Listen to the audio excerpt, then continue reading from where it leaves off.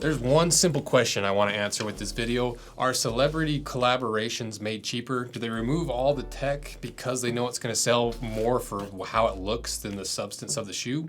We're going to find out by cutting the shoe in half, run through our test to really figure out if collaborations are just big sellouts or if they're actual substance to them. YouTube seems to be changing because it's increasingly hard to get sponsors for these videos that pay a decent amount. I think it's just the culture's changing, YouTube's changing, so we're having to show you more of the products that we make, which ends up being better anyway because it's more stuff that I actually care about. The Jim Green African Rangers, the Barefoot African Rangers just dropped. They're selling out quick, so get your order in before they're gone. We just released the all black, the green, and then a couple different veg retans with the natural and the walnut, I think.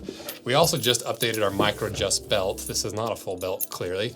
It's got little instructions on the back, kind of makes it a little more intentional and helps you understand exactly how our micro adjust belt, so you can, it just solves that same problem we've all had with belts. You buy a belt, it fits perfectly. After a couple weeks, it stretches out. One hole's too loose, one hole's too tight. You wish you had one right in the middle. This allows you to split that gap.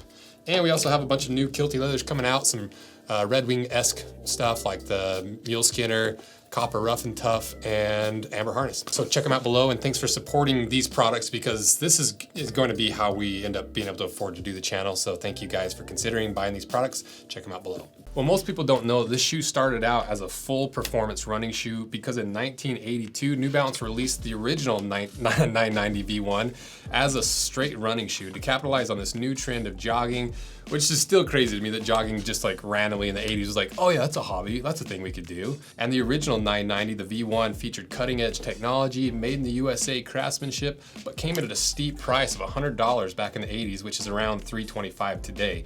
It had the combination of flexibility and support, which featured the heel cradling MCD, a motion control device, and it's all this typical running stuff and jargon that seemed to be actual real tech that started to set the stage for the following versions.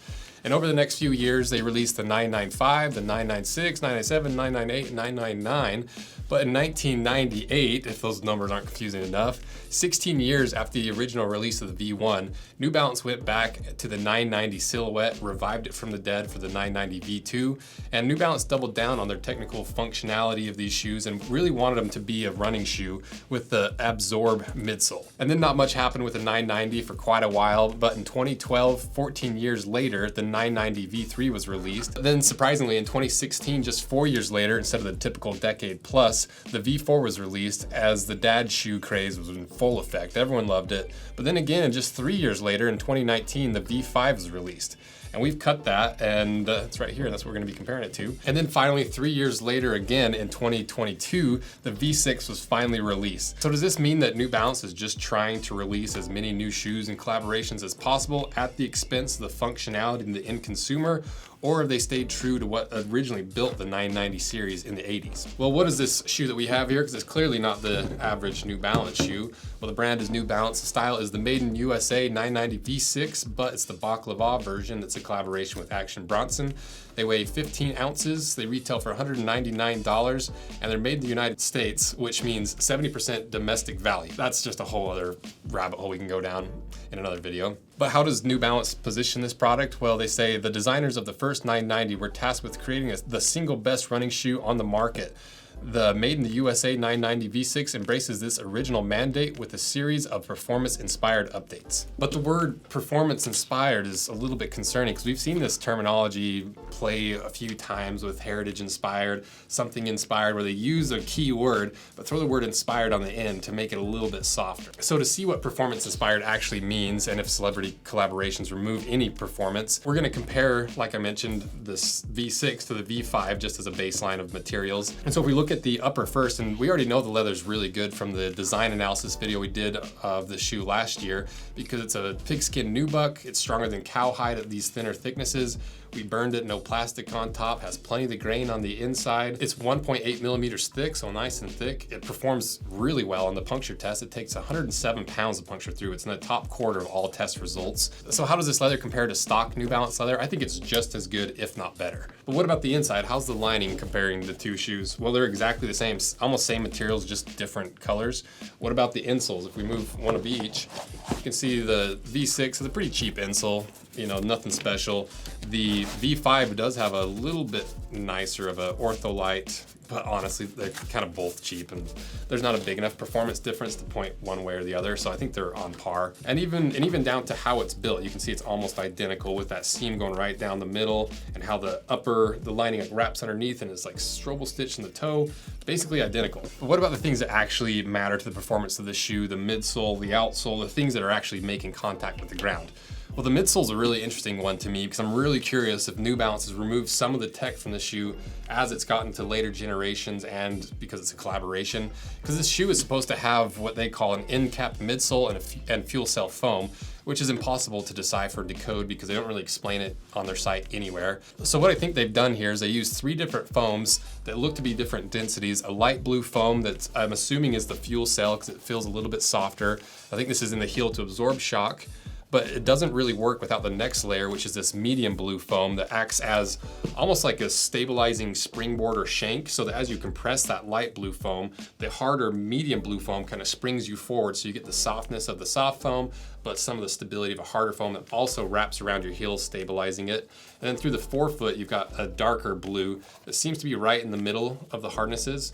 But that's just how it feels on the inside, and foam can be really tricky to test from the outside because they have a harder shell. So let's cut these things in half, see what's on the inside, and see if they really did remove any tech.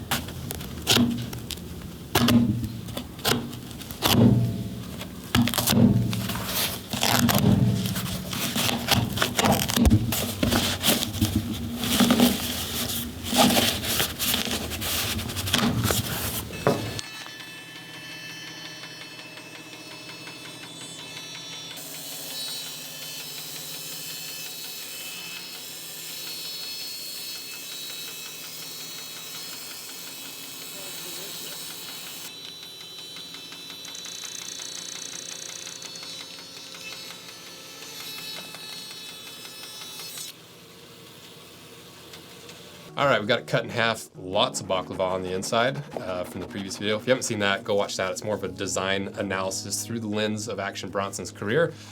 So let's see what's inside.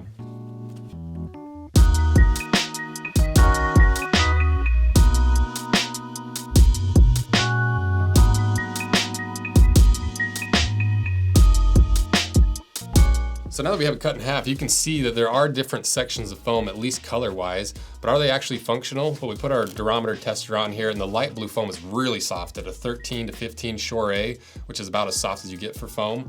The black layer here, which is medium blue on the outside, is a lot harder at a 35 Shore A, and that's where you're getting that support and that springboard effect, but it's not as hard as an actual like hard shank, like fiberglass or a steel shank. And the remaining dark blue is anywhere from 20 to 25 Shore A. So is it actually functional, or does it just look like it from the outside? Well, I think it is clearly functional. It's clearly intentional, and it does work, and the theory seems to be pretty sound. And even the outsole is functional because the different colors on the outsole are also different hardnesses, because we have anything from a 60 or a 50 Shore A all the way up to a 70 for different parts that you need more grip, more stability, more wear resistance. And even on our ball and bar drop test, it bounced up 7 inches and 10.8 inches. Are these performance, or are these just a collaboration? Or is it inspired by performance, or is it actually performance? Well, to me, they're clearly built to the same New Balance standard, and I don't see anything on the inside that tells me that this is a cheaper version or they're lowering their standards as each iteration or each version that comes out. But maybe more importantly, has the V6 lost its former glory because of that term performance inspired? Well, to me, it seems very intentionally designed, but I think the shoe has slowly become more geared towards casual performance, which is maybe a better translation of the word performance inspired. And I don't think it's a bad thing, because a lot of people that are buying these shoes aren't using it for running shoes. These haven't really been running shoes since a lot of previous versions. And so I think they're still refining it, and it's still performance-based, but it's not the same performance that the 990 was built on. And I don't necessarily think that's a bad thing, because running shoes now, you almost can't wear them casually because they're so ridiculous and so over-tech technified over technical. And so to me, what this is really is a performance casual sneaker. So ultimately, this shoe passed all the tests. It surprised me, and I'm glad to see that even though New Balance occasionally throws some really terrible leather into their sneakers, that at least the performance ones and their main flagship shoes aren't slowly dying off in quality in this endless pursuit of margins and profit at the expense of the consumer. So let me know what you think, and thanks again to Action Bronson for sending us a couple pairs of these to review. And if you haven't seen the initial cut in half of this, go watch that. It's more of a analysis of the design theory behind this shoe, which I think was really interesting.